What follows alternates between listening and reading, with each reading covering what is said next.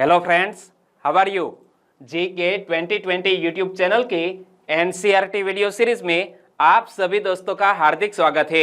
जब से हमने अंतरराष्ट्रीय संगठन के बारे में पढ़ाना शुरू किया है तब से आपकी तरफ से बहुत ही अच्छे रिस्पांस मिल रहे हैं, व्यू भी बढ़ रहे हैं। इससे साफ पता चलता है कि आपकी यह जरूरत है और यह जरूरत हम पूरा करने वाले हैं। तो यह वीडियो में आप लास्ट तक बने रहिए। आज भी एक नए अंतरराष्ट्रीय संगठन के बारे में हम पढ़ने वाले हैं।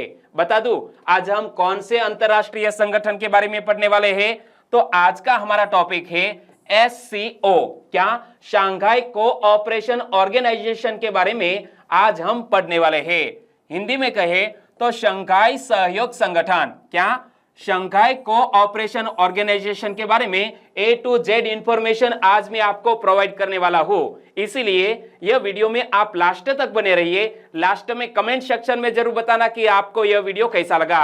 और मेरा जो पढ़ाने का तरीका है, तो पहले तो कुछ इंफॉर्मेशन मैं यहां स्क्रीन पर रखता हूं, 2 बार अच्छी तरह से पढ़ता हूं और बाद में रिलेटेड क्वेश्चन कैसे बन सकते हैं वो यहां स्क्रीन पर रखता हूं और आपको गैस करना है कि सही आंसर क्या आएगा। ओके, चलिए बिना वक्त गवाए स्टार्ट करते हैं। तो आज का हमारा टॉपिक है शंघाई सहयोग संगठन। शंघाई सहयोग संगठन इंग्लिश में बोले तो शंघाई कोऑपरेशन ऑर्गेनाइजेशन, शॉर्ट में बोले तो SCO। और यह शंघाई सहयोग संगठन जून 2001 में शंघाई 5, क्या शंघाई 5 के विस्तार के बाद अस्तित्व में आया था। सबसे पहले जब SCO का गठन किया गया तब क्या नाम कहा जाता था? शंघाई 5 कहा जाता था। और शंघाई 5 का गठन रूस, चीन, कजाकिस्तान, किर्गिस्तान और ताजिकिस्तान ने साथ मिलकर वर्ष 1996 में किया था। एक बार फिर से पढ़ लेते हैं कि शंघाई सहयोग संगठन जून 2001 में शंघाई 5 के विस्तार के बाद अस्तित्व में आया। कब? जून 2001 के बाद, शंघाई 5 के विस्तार के बाद यह शंघाई कोऑपरेशन ऑर्गेनाइजेशन अस्तित्व में आया। और शंघाई 5 में कौन कौन से देश शामिल थे? तो ये 5 देशों के नाम भी याद रखने पड़ेंगे। शंघाई 5 का गठन रूस, चीन, कजाकिस्तान, किर्गिस्तान और ताजिकिस्तान ने साथ मिलकर वर्ष 1996 में किया था। चलिए, जो इंफॉर्मेशन मैंने आपको बताई इनसे रिलेटेड एक अच्छा सा क्वेश्चन आपके स्क्रीन पर है कि SCO के संदर्भ में निम्नलिखित कथनों पर विचार करें।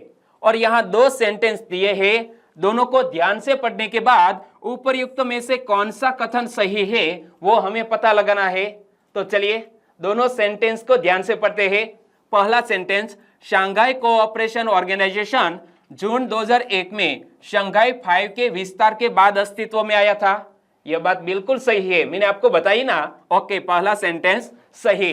दूसरा सेंटेंस, शंघाई 5 का गठन वर्ष 1996 में किया गया था। यह बात भी बिल्कुल सही है कि शंघाई कोऑपरेशन ऑर्गेनाइजेशन सबसे पहले क्या कहलाता था? शंघाई 5 कहलाता था। तो यह सेंटेंस भी बिल्कुल सही। और हमें पूछा गया है कौन सा कथन सही है, तो 1 और 2 दोनों कथन बिल्कुल सही। तो हमारा आंसर बन जाता है ऑप्शन सी। और वर्तमान में विश्व के 8 देश, क्या वर्तमान में विश्व के 8 देश शंघाई कोऑपरेशन ऑर्गेनाइजेशन के सदस्य है। तो 8 देश कौन कौन से? 8 देशों के नाम हम 2 बार पढ़ते हैं। देखो, कजाकिस्तान, चीन, किर्गिस्तान, रूस, ताजिकिस्तान, उज्बेकिस्तान, भारत और पाकिस्तान। फिर से देख लो कि शंघाई कोऑपरेशन ऑर्गेनाइजेशन के वर्तमान सदस्य देश कितने हैं? 8 है। 8 कौन कौन से देश? कजाकिस्तान, चीन, किर्गिस्तान, रूस, ताजिकिस्तान, उज्बेकिस्तान, भारत और पाकिस्तान। और अफगानिस्तान, ईरान, बेलारूस और मंगोलिया शंघाई कोऑपरेशन ऑर्गेनाइजेशन में पर्यवेक्षक के रूप में यानी कि ऑब्जर्वर के रूप में शामिल है। दोस्तों, अफगानिस्तान के बारे में हमें पता होना चाहिए कि अफगानिस्तान, ईरान, बेलारूस और मंगोलिया यह शंघाई कोऑपरेशन ऑर्गेनाइजेशन में पर्यवेक्षक यानी कि ऑब्जर्वर के रूप में शामिल है। एक बार फिर से पढ़ लो, क्योंकि यह इंफॉर्मेशन को आधार बनाते हुए मैंने एक अच्छा सा क्वेश्चन सेट किया है। और वर्तमान में दोस्तों यह सेंटेंस के रूप में क्वेश्चन पूछ लिए जाने का ट्रेंड चला है। और मैं आपको ऐसी प्रैक्टिस करवाऊंगा कि आपका यदि शंघाई कोऑपरेशन ऑर्गेनाइजेशन से जुड़ा हुआ कोई भी क्वेश्चन एग्जामिनेशन में पूछ लिया जाए तो आपका आंसर गलत नहीं होगा। देखो, वर्तमान में विश्व के 8 देश कजाकिस्तान, चीन, किर्गिस्तान, रूस, ताजिकिस्तान, उज्बेकिस्तान, भारत और पाकिस्तान शंघाई कोऑपरेशन ऑर्गेनाइजेशन के सदस्य है। तो अफगानिस्तान, ईरान, बेलारूस और मंगोलिया शंघाई कोऑपरेशन ऑर्गेनाइजेशन में ऑब्जर्वर के रूप में शामिल है। और इस संगठन के उद्देश्यों में क्षेत्रीय सुरक्षा, सीमावर्ती क्षेत्रों में तैनात सैनिकों की संख्या में कमी करना और आतंकवाद की चुनौती पर काम करना आदि शामिल है। क्या दोस्तों, यह संगठन SCO संगठन के उद्देश्यों में दोस्तों क्षेत्रीय सुरक्षा, सीमावर्ती क्षेत्रों में तैनात सैनिकों की संख्या में कमी करना और आतंकवाद की चुनौती पर काम करना आदि शामिल है। चलिए अब इस क्वेश्चन का आंसर बताइए कि SCO के संदर्भ में निम्नलिखित कथनों पर विचार करें। 2 सेंटेंस है और उपर्युक्त में से कौन सा कथन सही है वो पता लगाना है। चलिए, पहला सेंटेंस, वर्तमान में विश्व के 7 देश SCO के सदस्य है। यह सेंटेंस सही या गलत? गलत, क्योंकि वर्तमान में विश्व के 8 देश शंघाई कोऑपरेशन ऑर्गेनाइजेशन के सदस्य कंट्री है। तो पहला सेंटेंस गलत। बेलारूस और मंगोलिया शंघाई कोऑपरेशन ऑर्गेनाइजेशन में पर्यवेक्षक यानी कि ऑब्जर्वर के रूप में शामिल है। 4 देश ऑब्जर्वर के रूप में शामिल है, बेलारूस और मंगोलिया, और उनके साथ साथ और 2 देशों के नाम भी आपने याद रख लिए कि बेलारूस और मंगोलिया के अलावा अफगानिस्तान और ईरान भी पर्यवेक्षक के रूप में शामिल है। तो यह सेंटेंस सही हो गया। और यहां हमें पूछा गया है कौन सा कथन सही है, तो केवल 2 नंबर का सेंटेंस सही, तो आंसर बन जाता है ऑप्शन बी। और दोस्तों, कैसा फील हो रहा है? आपके दिमाग में ये इंफॉर्मेशन बैठ रही है? ओके, तो वीडियो को लाइक कर सकते हैं। ओके, कर दिया। और आपके दोस्तों के इस वीडियो के लिंक शेयर करना मत भूलिएगा। ओके, मेरी तरफ से आपको एक छोटी सी गुजारिश है कि इस वीडियो के लिंक आपके दोस्तों को शेयर करिए। ओके, और शंघाई कोऑपरेशन ऑर्गेनाइजेशन की स्थापना किस उद्देश्य से की गई थी? तो मैंने आपको हाल ही में उद्देश्यों के बारे में भी बताया कि यह SCO की स्थापना क्षेत्रीय सुरक्षा के उद्देश्य से भी की गई है, सीमावर्ती क्षेत्रों में तैनात सैनिकों की संख्या में कमी करना, आतंकवाद की चुनौती पर काम करना। दोस्तों, यह सभी उद्देश्य शंघाई कोऑपरेशन की ऑर्गेनाइजेशन की स्थापना के पीछे है। तो हमारा आंसर बन जाता है उपर्युक्त सभी। सही आंसर ऑप्शन डी। और शंघाई सहयोग संगठन के बारे में आगे मैं आपको बताऊं तो इसकी स्थापना वर्ष 2001 में शंघाई में रूस, चीन, किर्गिज गणराज्य, कजाकिस्तान, ताजिकिस्तान और उज्बेकिस्तान के राष्ट्रपतियों द्वारा एक शिखर सम्मेलन में की गई थी। दोस्तों, यह शंघाई सहयोग संगठन का गठन कैसे हुआ, स्थापना कहां की गई थी, पहली बैठक किन किन देशों के राष्ट्रपतियों के बीच हुई थी, ये देखो कि इसकी स्थापना वर्ष 2001 में शंघाई में रूस, चीन, किर्गिज गणराज्य, कजाकिस्तान, ताजिकिस्तान और उज्बेकिस्तान के राष्ट्रपतियों द्वारा एक शिखर सम्मेलन में की गई थी। शंघाई कोऑपरेशन ऑर्गेनाइजेशन एक स्थायी अंतरराष्ट्रीय संगठन है जिसमें 8 सदस्य देश शामिल है। 8 के नाम तो मैंने आपको बता दिए, लेकिन याद रखना कि रूस, चीन, भारत और पाकिस्तान, इसके अलावा 4 केंद्रीय एशियाई देश इस संगठन में शामिल है। तो यह 4 केंद्रीय एशियाई देशों के नाम आप याद रख लीजिए, कजाकिस्तान, किर्गिस्तान, तजाकिस्तान और उज्बेकिस्तान। एक बार फिर से देखो कि शंघाई कोऑपरेशन ऑर्गेनाइजेशन एक स्थायी अंतरराष्ट्रीय संगठन है जिसमें 8 सदस्य देश शामिल, रूस, चीन, भारत, पाकिस्तान, इसके अलावा 4 केंद्रीय एशियाई देश इस संगठन में शामिल है। यह चारों देशों के नाम कजाकिस्तान, किर्गिस्तान, तजाकिस्तान और उज्बेकिस्तान। और SCO राष्ट्र एक साथ लगभग आधी मानव आबादी को शामिल करते हैं और यह भौगोलिक विस्तार के संदर्भ में यूरेशियन महाद्वीप के लगभग 3/5 हिस्से को कवर करता है। और शंघाई कोऑपरेशन ऑर्गेनाइजेशन, जिसे नाटो के प्रतिकार के रूप में देखा जाता है, 8 सदस्यीय आर्थिक और सुरक्षा ब्लॉक है तथा सबसे बड़े अंतर क्षेत्रीय अंतरराष्ट्रीय संगठनों में से एक के रूप में यह SCO उभरा है। एक बार फिर से देखो कि SCO राष्ट्र एक साथ लगभग आधी मानव आबादी को शामिल करते हैं और यह भौगोलिक विस्तार के संदर्भ में यूरेशियन महाद्वीप के लगभग 1/3 हिस्से को कवर करता है। और शंघाई कोऑपरेशन ऑर्गेनाइजेशन, जिसे नाटो के प्रतीकार के रूप में देखा जाता है, 8 सदस्यीय आर्थिक और सुरक्षा ब्लॉक है तथा सबसे बड़े अंतर क्षेत्रीय अंतरराष्ट्रीय संगठनों में से एक के रूप में SCO उभरा है। और भारत को वर्ष 2005 में इसका पर्यवेक्षक बनाया गया था और वर्ष 2017 में भारत और पाकिस्तान इसके स्थायी सदस्य बने। यह दोनों सेंटेंस ऐसे हैं जो भारत के लिहाज से हमें याद रख लेने चाहिए, क्योंकि भारत भी SCO का स्थायी सदस्य देश है।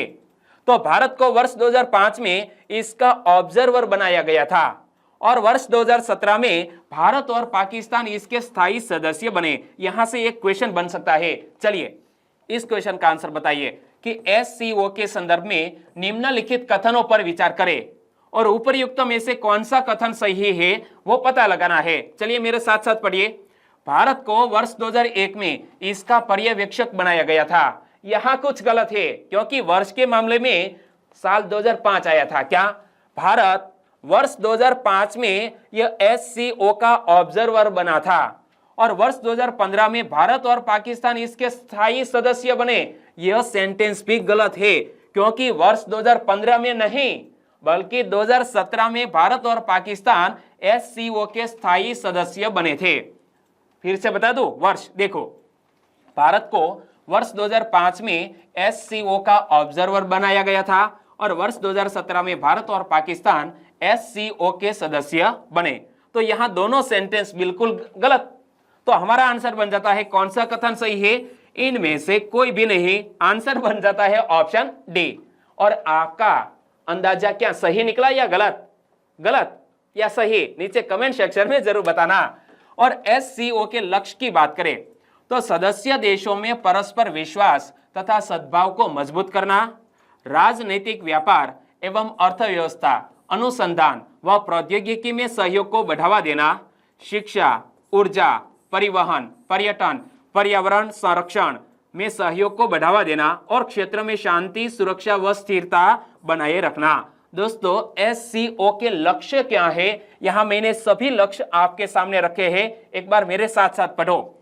सदस्य देशों में परस्पर विश्वास तथा सद्भाव को मजबूत करना, राजनीतिक व्यापार एवं अर्थव्यवस्था, अनुसंधान व प्रौद्योगिकी में सहयोग को बढ़ावा देना, शिक्षा, ऊर्जा, परिवहन, पर्यटन, पर्यावरण संरक्षण में सहयोग को बढ़ाना और क्षेत्र में शांति, सुरक्षा व स्थिरता बनाए रखना। यह SCO का लक्ष्य है। चलिए SCO का लक्ष्य क्या है बताइए। यहां दोस्तों 3 ऑप्शन है और तीनों में से हमें गैस करना है SCO का लक्ष्य क्या है। केवल एक या 2, 1 और 3 और 1, 2 और 3 सभी। तो देखो, सदस्य देशों में परस्पर विश्वास तथा सद्भाव को मजबूत करना, यह SCO का एक लक्ष्य है, तो यह बिल्कुल सही। क्षेत्र में शांति, सुरक्षा व स्थिरता बनाए रखना, यह भी SCO का एक लक्ष्य है। और पर्यटन, पर्यावरण संरक्षण में सहयोग को बढ़ाना, यह भी SCO का एक लक्ष्य है। तो हमारा आंसर बन जाता है ऑप्शन डी। 1, 2 और 3 यह तीनों लक्ष्यों को हासिल करने के लिए SCO मिलकर काम करता है। और दोस्तों SCO की विशेषताओं के बारे में अब बात करें तो SCO के अंतर्गत वैश्विक जनसंख्या का 40%, वैश्विक GDP का लगभग 20% तथा विश्व के कुल भूभाग का 22% शामिल है। दोस्तों पूरे विश्व के लिए यह SCO शंघाई कोऑपरेशन ऑर्गेनाइजेशन क्यों मायने रखता है? क्योंकि वैश्विक जनसंख्या का 40% प्रतिनिधित्व यह संगठन करता है, वैश्विक GDP का लगभग 20% तथा विश्व के कुल भूभाग का 22% SCO में शामिल है। और भौगोलिक महत्व के चलते एशियाई क्षेत्र में रणनीतिक रूप से महत्वपूर्ण है। और शंघाई कोऑपरेशन ऑर्गेनाइजेशन को पूर्व का नाटो भी कहा जाता है। क्या दोस्तों नाटो की बात आई कि पूर्व का नाटो कहा जाता है, तो नाटो से जुड़ा हुआ एक अच्छा सा वीडियो हमने बनाकर हमारे चैनल पर अपलोड किया है। आपने अभी तक नहीं देखा है तो प्लीज देख लीजिएगा, ओके। और SCO को पूर्व का नाटो भी कहा जाता है। एक बार फिर से पढ़ लेते हैं कि SCO की विशेषताएं क्या क्या है। SCO के अंतर्गत वैश्विक जनसंख्या का 40%, वैश्विक GDP का लगभग 20% तथा विश्व के कुल भूभाग का 22% SCO के सदस्य देशों में शामिल। भौगोलिक महत्व के चलते एशियाई क्षेत्र में रणनीतिक रूप से महत्वपूर्ण है और SCO को पूर्व का नाटो भी कहा जाता है। चलिए अब इस क्वेश्चन का आंसर बताइए कि SCO के संदर्भ में निम्नलिखित कथनों पर विचार करें और 3 सेंटेंस दिए हैं, उपरयुक्त में से कौन सा कथन सही है वो गैस करना है। चलिए तीनों को ध्यान से पढ़ते हैं, आपका ध्यान भी यहां स्क्रीन पर होना चाहिए। SCO विश्व की जनसंख्या के 40% लोगों का प्रतिनिधित्व करता है। यह कथन बिल्कुल सही है कि शंघाई कोऑपरेशन ऑर्गेनाइजेशन वैश्विक जनसंख्या के 40% लोगों का प्रतिनिधित्व करता है।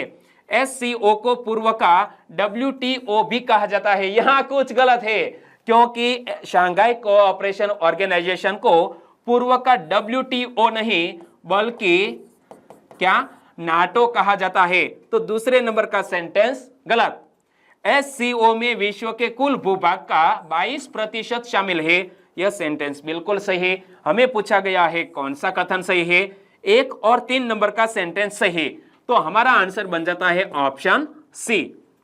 और SCO के समक्ष प्रमुख चुनौतियों की बात करें कि SCO के समक्ष कौन कौन सी प्रमुख चुनौतियां हाल ही में है, तो देखो आतंकवाद, अलगाववाद का मुकाबला करना, मादक पदार्थों तथा हथियारों की तस्करी रोकना एवं अवैध अप्रवासन की रोकथाम करना।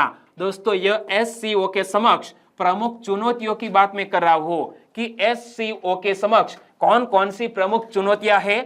एक तो आतंकवाद, अलगाववाद का मुकाबला करना, मादक पदार्थों तथा हथियारों की तस्करी को रोकना एवं अवैध अप्रवासन की रोकथाम करना।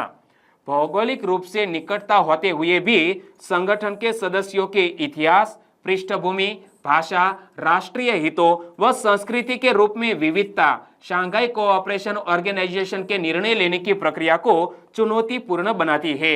एक बार फिर से पढ़ लेते हैं कि शंघाई कोऑपरेशन ऑर्गेनाइजेशन के समक्ष प्रमुख चुनौतियां वर्तमान में क्या क्या है।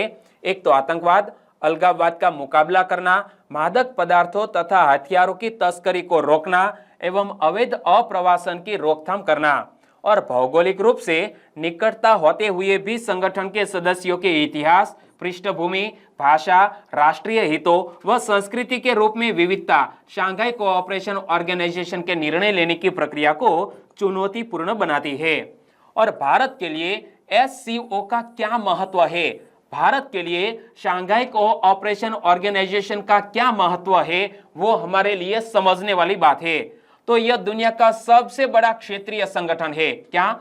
शंघाई कोऑपरेशन ऑर्गेनाइजेशन दुनिया का सबसे बड़ा क्षेत्रीय संगठन है जिसमें रूस, चीन के बाद भारत तीसरा बड़ा देश है। और भारत का अंतरराष्ट्रीय महत्व इस संगठन में शामिल होने से बढ़ा है। क्या दोस्तों? भारत के लिए शंघाई कोऑपरेशन ऑर्गेनाइजेशन का क्या महत्व है वो यहां समझ लीजिए कि यह दुनिया का सबसे बड़ा क्षेत्रीय संगठन है जिसमें रूस, चीन यह दोनों देशों के बाद भारत तीसरा सबसे बड़ा देश है। और भारत का अंतरराष्ट्रीय महत्व इस संगठन में शामिल होने से बढ़ा है। भारत के राष्ट्रीय हित को संबोधित करने में SCO एक महत्वपूर्ण मंच प्रदान करता है। क्या? भारत के राष्ट्रीय हित को संबोधित करने में SCO एक महत्वपूर्ण मंच प्रदान करता है। तो कौन कौन से विषयों को लेकर भारत अपना पक्ष SCO में रख सकता है? केंद्रीय एशिया से जुड़कर ऊर्जा सुरक्षा, प्राकृतिक तेल गैस भंडार, यूरेनियम के भंडार, आतंकवाद पर सहयोग को बढ़ाना, व्यापारिक रिश्ते मजबूत करना, ऐसे विषयों को लेकर भारत अपना पक्ष SCO में रख सकता है। चलिए आंसर बताइए कि SCO के संदर्भ में निम्नलिखित कथनों पर विचार करें। 2 सेंटेंस है और उपरयुक्त में से कौन सा कथन सही है वो पता लगाना है। तो चलिए पढ़ते हैं। SCO दुनिया का सबसे बड़ा क्षेत्रीय संगठन है। यह कथन बिल्कुल सही है। मैंने आपको बताया कि SCO दुनिया का सबसे बड़ा क्षेत्रीय संगठन है और रूस के बाद भारत SCO का दूसरा बड़ा सदस्य देश है। यहाँ कुछ गलत है क्योंकि रूस के बाद भारत नहीं बल्कि चीन। कौन? चीन SCO का दूसरा बड़ा सदस्य देश है, भारत SCO का तीसरा बड़ा सदस्य देश है। तो यह सेंटेंस गलत हो गया और हमें पूछा गया है कौन सा कथन सही है। तो केवल 1 नंबर का सेंटेंस सही हमारा आंसर बन जाता है ऑप्शन ए। और SCO की क्षेत्रीय आतंकवाद रोधी संरचना यानी कि RATS के माध्यम से भारत गुप्त सूचनाएं साझा करने, प्रौद्योगिकी के विकास में कार्य कर आतंकवाद विरोधी क्षमताओं में सुधार कर सकता है। दोस्तों, हमारे भारत देश के लिए SCO क्यों महत्वपूर्ण है, आतंकवाद को लेकर SCO से हमें क्या सहायता मिल सकती है? तो देखो, SCO की क्षेत्रीय आतंकवाद रोधी संरचना के माध्यम से भारत गुप्त सूचनाएं साझा करने, प्रौद्योगिकी के विकास में कार्य कर आतंकवाद विरोधी क्षमताओं में सुधार कर सकता है हमारा इंडिया। और भारत रूस के साथ रिश्ते मजबूत कर सकता है। चीन रूस के परंपरागत प्रभाव वाले क्षेत्र केंद्रीय एशिया यानी कि विस्तारित पड़ोसी में सक्रिय भूमिका निभा सकता है हमारा भारत देश। याद रखना कि भारत और रूस के बीच अच्छे संबंध है और सुरक्षा को लेकर भी हमने बहुत से दोस्तों संरक्षण के जो इक्विपमेंट है वो हमारी रूस पूरी करता है। ओके, तो भारत रूस के साथ रिश्ते मजबूत कर सकता है। चीन रूस के परंपरागत प्रभाव वाले क्षेत्र केंद्रीय एशिया में सक्रिय भूमिका निभा सकता है। आगे दोस्तों, भारत के लिए SCO क्या क्या अवसर लेकर आया है उनकी बात करते हैं। यानी कि SCO भारत के लिए क्यों महत्वपूर्ण है, किन किन क्षेत्रों में महत्वपूर्ण है, उनकी बात करें तो सबसे पहले है क्षेत्रीय सुरक्षा की बात। यूरेशियन सुरक्षा समूह के एक अभिन्न अंग के रूप में शंघाई कोऑपरेशन ऑर्गेनाइजेशन भारत को इस क्षेत्र में धार्मिक अतिवाद और आतंकवाद के कारण उत्पन्न होने वाले शक्तियों को बेअसर करने में सक्षम बनाएगा। क्या? यूरेशियन सुरक्षा समूह के एक अभिन्न अंग के रूप में शंघाई कोऑपरेशन ऑर्गेनाइजेशन भारत को इस क्षेत्र में धार्मिक अतिवाद और आतंकवाद के कारण उत्पन्न होने वाले शक्तियों को बेअसर करने में सक्षम बनाएगा। अफगानिस्तान से पश्चिमी देशों की सेनाओं की वापसी और इस क्षेत्र में खुरासान प्रांत की स्थापना के साथ इस्लामिक स्टेट की सक्रियता में हुई वृद्धि ने क्षेत्र की शांति और स्थिरता के लिए एक नई चुनौती खड़ी कर दी है। तो दोस्तों, यह नई चुनौती से निपटने के लिए भी SCO हमारे देश की सहायता कर सकता है। क्या? अफगानिस्तान से पश्चिमी देशों की सेनाओं की वापसी हो गई है और इस क्षेत्र में खुरासान प्रांत की स्थापना के साथ इस्लामिक स्टेट की सक्रियता और भी बढ़ गई है। और दोस्तों, इस क्षेत्र में शांति और स्थिरता के लिए एक नई चुनौती खड़ी हो गई है। तो इस क्षेत्र में भारत के लिए SCO महत्वपूर्ण बन सकता है। और क्षेत्रवाद की स्वीकार्यता की बात करें। क्या? क्षेत्रवाद की स्वीकार्यता, SCO उन कुछ चुने हुए क्षेत्रीय संगठनों में से एक है जिनमें भारत अभी भी शामिल है। गौरतलब है कि हाल के कुछ वर्षों में सार्क, क्षेत्रीय व्यापक आर्थिक भागीदारी और BBIN समझौते जैसे समूहों में भारत की सक्रियता में गिरावट देखने को मिली है। तो दोस्तों, अन्य क्षेत्रीय संगठनों में भारत की सक्रियता में गिरावट आई है, बल्कि SCO में भारत की सक्रियता बढ़ गई है। और इससे भी जरूरी बात यह है कि वर्तमान में 3 सबसे महत्वपूर्ण क्षेत्रों, कौन से महत्वपूर्ण 3 क्षेत्र? ऊर्जा, व्यापार और परिवहन। तो ऊर्जा, व्यापार, परिवहन में सहयोग बढ़ाने के साथ पारंपरिक और गैर पारंपरिक सुरक्षा खतरों से निपटने के लिए शंघाई कोऑपरेशन ऑर्गेनाइजेशन एक मजबूत आधार प्रदान करता है। क्या दोस्तों, वर्तमान में 3 सबसे महत्वपूर्ण क्षेत्र ऊर्जा, व्यापार और परिवहन, तो यह तीनों क्षेत्रों में सहयोग बढ़ाने के साथ पारंपरिक और गैर पारंपरिक सुरक्षा खतरों से निपटने के लिए SCO एक मजबूत आधार प्रदान कर सकता है। और मध्य एशिया से संपर्क में बढ़ोतरी करने के लिए SCO हमारे लिए आशीर्वाद है। SCO भारत की कनेक्ट सेंट्रल एशिया नीति, क्या? कनेक्ट सेंट्रल एशिया पॉलिसी को आगे बढ़ाने के लिए एक महत्वपूर्ण मंच का कार्य कर सकता है। एक बार फिर से देखो कि मध्य एशिया से संपर्क बनाने में यह SCO भारत के लिए क्यों महत्वपूर्ण है। तो SCO भारत की कनेक्ट सेंट्रल एशिया नीति यानी कि कनेक्ट सेंट्रल एशिया पॉलिसी को आगे बढ़ाने के लिए एक महत्वपूर्ण मंच का कार्य कर सकता है। SCO के साथ भारत की वर्तमान साझेदारी को इस क्षेत्र के साथ अपने संबंधों को पुनः स्थापित और सक्रिय करने के प्रयास के रूप में देखा जा सकता है। गौरतलब है कि मध्य एशिया के साथ भारत के सभ्यतागत संबंध रहे हैं और इसे देश का विस्तारित पड़ोसी भी माना जाता है। क्या? SCO को हमारे भारत देश का विस्तारित पड़ोसी भी माना जाता है।